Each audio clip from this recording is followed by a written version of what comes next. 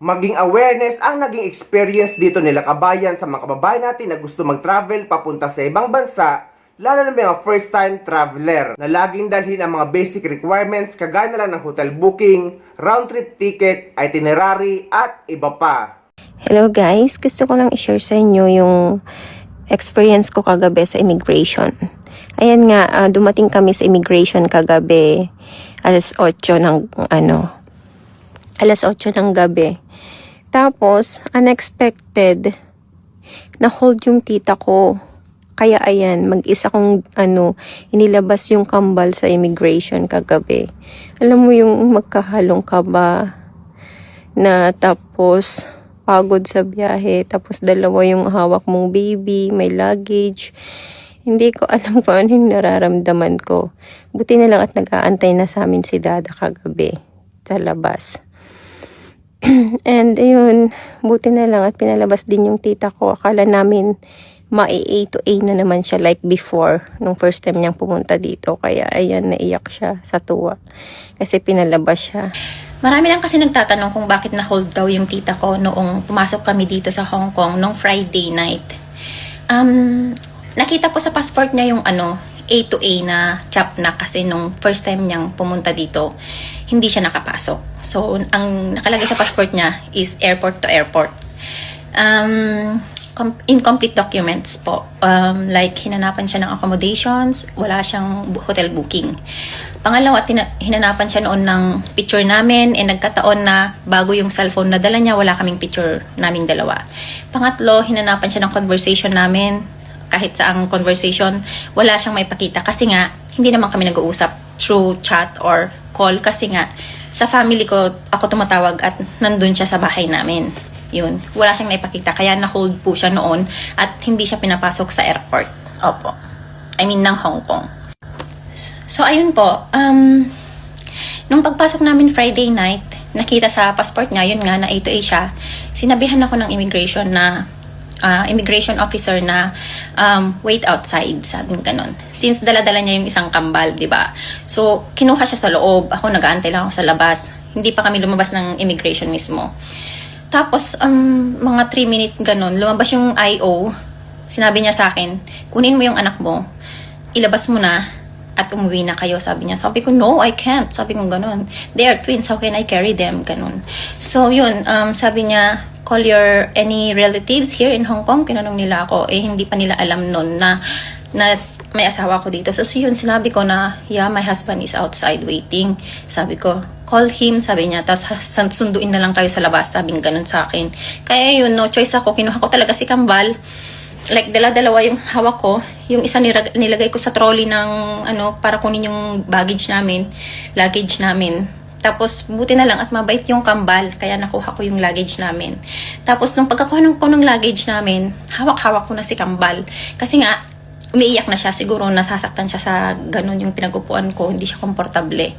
Kaya hawak-hawak ko na siya. Ayun, lumabas kami. Lumabas kami ng immigration na ako lang may hawak sa Kambal. Sobrang hirap. So, ayun, nung nailabas ko na sila Kambal, nag-antay pa kami sa labas ng mga 10 to 15 minutes.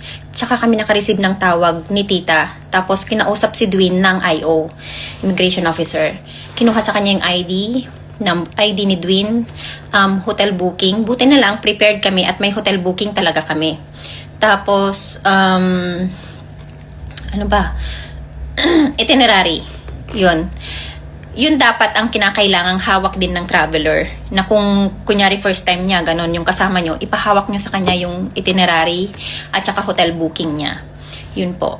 Tapos yun, kinausap si Dwayne na alam ba ng amo mo na may kasama yung pamilya mo na pumunta rito? Or alam ba ng amo mo na pupunta dito yung pamilya mo? Ganon ang tinanong kay Dwayne. So yun, sabi ni Dwayne na, oo, alam ng amo ko kahit tawagan niya yung amo ko. So yun. Tapos yun, na sinabihan si tita na kailangan mong lumabas ng Hong Kong sa araw na to, yung araw na nakalagay sa ticket niya. Yun po ang sinabi kay tita. Ako naman kasi si super alala kasi nga ayokong maranasan ni tita na ma-A to A na naman. Kasi nga na-A to A na siya before at na-trauma talaga siya doon kasi nga first time niyang mag-travel. At nung na-A to A daw siya noon, kinuha lahat ng gamit niya at itinatanong kung may pera ka. Kung may pera kang dala, nung araw na yun, araw na yun mismo, oras na yun, pauwiin ka sa Pilipinas kasi may pera ka. Ibibili yung pera mo ng ticket mo pabalik ng Pilipinas. Pero kung sinabi mong wala kang pera, si tita kasi wala siyang pera noon, mag-aantay sila ng like 24 hours, bubuk ka, sila nang bibili ng ticket mo. Pero i-hold ka nila na kukunin lahat ng gamit mo. Hindi ka maka-cellphone o ano. Ibibigay lang lahat ng gamit mo kapag palalabasin ka nila at pauuwin na. At para kang criminal na sasamahan ka pa talaga daw sa loob ng eroplano hanggang makasakay ka sa eroplano. Ganon yun. So, na-trauma talaga yung tita ko. Kaya nga nung gabing yun, nung pagpasok namin dito, tapos na-hold siya, syempre nag-aalala na naman ako, may experience na naman ng tita ko yung na-experience niya before. Parang, alam mo, naaawa ako kasi ayoko nang ma-experience niya. Kaya nga, kinuha ko siya ulit na kampante akong kinuha ko siya kasi sabi ng immigration nun sa amin, makakabalik pa siya dito. Basta kasama niya yung sponsor niya. Tapos, kompleto yung documents niya. Yun, kinompleto naman namin yung documents niya at saka kasama ako, kasama ang baby. So, sabi nila, hindi na maki-question yun. So, kampante ako. Kaya nung pagdating namin dito, tapos na-question siya, hinold siya, sabi niya, paano yan, na-hold na naman ako, sabi niya, nung bago siya kunin ng immigration. Sabi ko, huwag kang mag-alala, palalabasin ka. Malakas tayo kay Lord. Tsaka yun niya, pray lang tayo. Kaya yun, talagang napatunayan ko na hindi tayo pinababayaan ng Diyos. Alam niyo yun?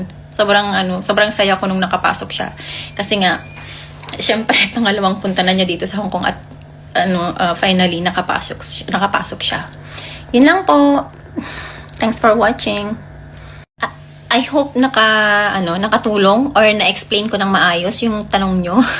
Hope so. Ang hindi lang nabanggit dito ni kabayan kung ang tita ba niya ay under ng sponsorship niya. Dahil kung under ng sponsorship niya ay hindi nahahanapan ang tita niya ng hotel booking. Dahil information niya at residence niya ang hahanapin sa tita niya. At dahil nga hinanapan ang tita niya ng itinerary at hotel booking ay meaning ay tourist status ang tita niya. Kaya kailangan talaga ang mga basic requirements na round trip ticket, hotel booking, at itinerary. At minsan nga pati ang bank statement. Kadalasan na sa Pilipinas immigration ito hinahanap pero sa case na ito ay pati sa ibang bansa or airport sa ibang bansa ay hinahanap din ito. Ako, 4 na bansa na sa Asia ang napuntahan ko at nung first time traveler ako, ang mga daladala ko ay Certificate of Employment with Compensation at naka-travel purposes galing sa company ko. Round trip ticket, hotel booking at meron pa nga akong bank statement. Pero yung bank statement hindi naman na hinanap sa akin dahil nga meron ako Certificate of Employment na may compensation kung magkano ang kinikita ko buwan-buwan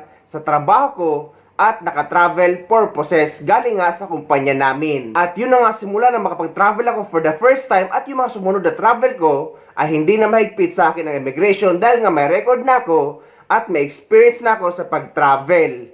Pero kung dati kang OFW or ex-OFW ka na magta-travel or magtuturist sa ibang bansa, ay required at hinahanap ang bank statement or proof ng business mo or monthly income mo. Dahil kapag ex-OFW ka na wala kang bank statement, iisipin ng immigration na trabaho ang pupuntahan mo sa ibang bansa. Kaya guys, maging paalala sa atin ito na dapat kapag magta-travel tayo para hindi masayang ang binayad natin sa ating ticket, ay dapat kumpleto tayo sa mga requirements.